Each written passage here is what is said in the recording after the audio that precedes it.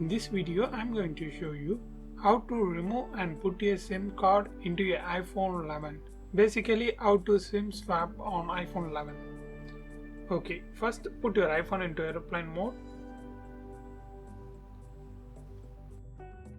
Then using your SIM ejector and remove the SIM card like this.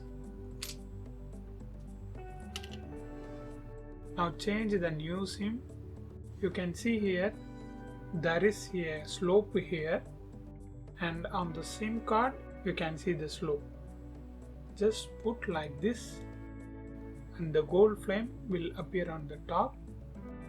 Then you can see the hole here, and on iPhone 11 you can see the hole here. So just put like this. That's it. Now swipe down here and turn off the aeroplane mode. That's it.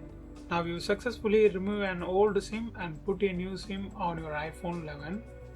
I hope this video helps.